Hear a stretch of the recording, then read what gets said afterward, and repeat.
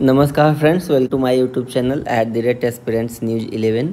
और आप लोगों को हम बता दें कि आरआरबी एलपी के जो कैंडिडेट्स हैं, यह खबर डायरेक्ट उनसे नहीं जुड़ी है, लेकिन उनके लिए है। कैसे है यह भी बता देंगे। और इसके लिए आप लोग हमारे यूट्यूब चैनल को लाइक, सब्सक्राइब और शेयर कीजिए। इस तरीके की हम सारी खबरें अपने यूट्यूब चैनल पे ले आते रहते हैं।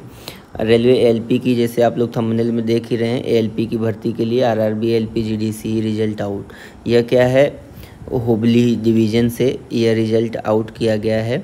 और यह जीडीसी का रिज़ल्ट होता है। इसमें मतलब कि ओपन भर्ती वालों का कोई रिलेशन नहीं है, लेकिन है। कैसे है वह मैं बताता हूँ। इसमें क्या है, सीबीटी 2 के पार्ट ए और पार्ट बी के संबंध में है। South Western Railway Recruitment Cell द्वारा यह नोटिस जो जारी की गई है, और जो इसका डिवीज़न है हुबली डिवीज़न से है। और यह नोटिस का जो सब्जेक्ट है, provisional results of computer based test examination held on 30 June 2024 for filling up of critical safety category post assistant loco pilot and technician grade 3। आप लोगों को बता दें, जो क्रिटिकल सेफ्टी कैटेगरी की पोस्ट होती है उसमें loco pilot, technician, JE, SSE आते हैं। तो यह इसके संबंध में जो वैकेंसी थी जीडीसीई की थी। जीडीसीई क्या है, डिपार्टमेंटल कॉम्पिटिटिव एग्जामिनेशन। यह क्या है, रेलवे कर्मचारियों के लिए होता है। इसमें क्या है कि जो सामान्य कम कैंडिडेट्स होते हैं वो कैंडिडेट्स अप्लाई नहीं कर सकते हैं। हाँ, लेकिन इससे जो सामान्य कैंडिडेट हैं उनको क्या इस वीडियो में इन्फॉर्मेशन है, उसको भी हम चर्चा करते हैं बाद में। अब आप लोग यहाँ पे देख सकते हैं कि यह लिखा है कंप्यूटर बेस्ड टेस्ट का नोटिफिकेशन कब आया था और टेस्ट कब हुआ था, 30 जून 2024 को। फिर यह क्या है, रिजल्ट है, और जो एनेक्जर ए में है कंप्यूटर बेस्ड टेस्ट का। फिर पैरा 15.9 का जो नोटिफिकेशन है, candidates qualifying both part A part B. जो candidate part A and part B दोनों में क्वालिफाई होंगे, उन्हीं को सब्सिक्वेंट स्टेज ऑफ रिक्रूटमेंट, अगले स्टेज में शामिल किया जाएगा। Accordingly candidates who have not qualified in either part A either part B, जो पार्ट ए या पार्ट बी में क्वालिफाई नहीं है, उन्हें सेकेंड स्टेज के एग्जामिनेशन में शामिल नहीं किया जाएगा। फॉर एएलपी, टेक्नीशियन के लिए किया जा सकता है, लेकिन एएलपी के लिए नहीं किया जा सकता है। और आगे क्या है कि जो सीबीएटी, इसी को आप लोग साइको टेस्ट भी बोलते हैं, तो जो सीबीएटी है ये जल्दी ही किया जाएगा। और the exact date of CBAT will be informed in due course. यह आने वाले समय में सीबीएटी का डेट बताया जाएगा। फिर आगे क्या लिखा है, कैंडिडेट्स को एडवाइस दिया जाता है कि वो रेलवे बोर्ड की जो वेबसाइट है उसको साइको टेस्ट के लिए देखते रहें। और क्वेश्चन पैटर्न भी वहाँ पे दिया गया है। मॉक क्वेश्चंस आप सॉल्व कर सकते हैं, या मॉक टेस्ट टाइप का जो भी है उसको दे सकते हैं फॉर द एप्टीट्यूड टेस्ट के लिए। फिर the candidature of all candidates is provisional. यह कोई अस्थाई नहीं है, यह प्रोविजनल कैंडिडेचर है। और यह लायबल भी है कि यह कैंसिल हो जाए, लेकिन ऐसा होता नहीं है इन जनरल, क्योंकि इतना रिक्रूटमेंट प्रोसेस इतना लंबा होता है, तो इसको कैंसिल करना भी इतना आसान नहीं होती है।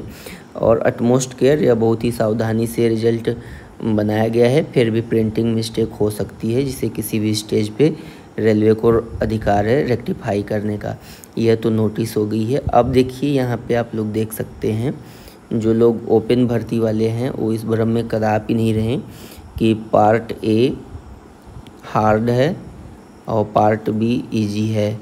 पार्ट बी में भी लोग फेल होते हैं, और यह देखिए कैसे फेल हो रहे हैं। पहला कैंडिडेट पार्ट बी क्वालिफाई है, दूसरा नॉट क्वालिफाई है। पहला क्वालिफाई है, दूसरा पार्ट बी नॉट क्वालिफाई है। पार्ट बी में आप लोगों के साथ में हम यह भी बताते चले कि पार्ट बी में ट्रेड टेस्ट होता है। यह ट्रेड टेस्ट क्या है, कई स्ट्रीम में किया जाता है, फिजिक्स, मैथ, फिर heat engine, fitter, electrician and इस टाइप से बहुत सारे होते हैं, कितने का नाम हम लेंगे। तो यह आप लोग देख सकते हैं। इसमें बहुत सारे लोग क्या है कि पार्ट ए क्वालिफाई हैं, पार्ट बी नॉट क्वालिफाई हैं। यह टोटल 47 पेज की लिस्ट है, आप इसको देख सकते हैं।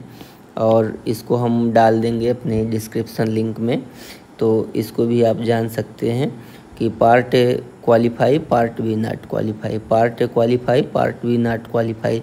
लगभग हर 3 स्टूडेंट पे 1 स्टूडेंट नॉट क्वालिफाई, इवन इसको हर 2 स्टूडेंट पे 1 स्टूडेंट नॉट क्वालिफाई है। तो इस तरीके से आप लोग यह भी ध्यान दीजिए कि पार्ट ए के साथ साथ पार्ट बी भी इम्पॉर्टेंट है। हालांकि अभी तो जो ओपन रिक्रूटमेंट के जो कैंडिडेट हैं उनको सिर्फ़ और सिर्फ CBT 1 का ही ध्यान देना चाहिए, क्योंकि यह वैकेंसी जो है यह GDCE है। GDCE का मतलब होता है कि जो रेलवे के एम्प्लॉई हैं उनका प्रमोशनल एग्ज़ाम होता है इस टाइप से। तो इसमें सिर्फ रेलवे के एम्प्लॉई रहते हैं, तो उनके लिए क्या है कि CBT 1 नहीं किया जाता, उनके लिए डायरेक्ट CBT 2 किया जाता है। तो डायरेक्ट CBT 2 किया जाता है और उसके बाद CBAT होता है। और जबकि हमारे जो ओपन कैंडिडेट्स हैं जो नॉर्मल भर्ती से शामिल होते हैं उनको CBT 1 पहले क्वालिफाई करेंगे, फिर CBT 2, फिर CBAT करेंगे। तो जो CBT 1 है उसके लिए सबसे पहले जो ओपन कैंडिडेट हैं ओपन रिक्रूटमेंट के या डायरेक्ट रिक्रूटमेंट के, वो क्या है कि सबसे पहले वो CBT 1 क्लियर करें, उसके बाद CBT 2 का देखा जाएगा। और पार्ट बी भी उतना हार्ड नहीं है, ना ही उतना सरल है। इसको भी करने के लिए आप लोगों को थोड़ा ध्यान तो देना ही पड़ेगा। और अभी पार्ट बी के लिए हम एक प्लान बनाएंगे। आप लोग हमारे यूट्यूब चैनल @aspirants News 11 को लाइक कीजिए, सब्सक्राइब कीजिए, शेयर कीजिए। इस तरीके की सारी घटनाएं हम आपको बताते रहते हैं कि अपने एग्ज़ाम से रिलेटेड जो भी चीज़ें होती हैं उसके लिए यह चैनल बना है और आप लोग इसको सब्सक्राइब कर सकते हैं। वीडियो को देखने के लिए आपका धन्यवाद।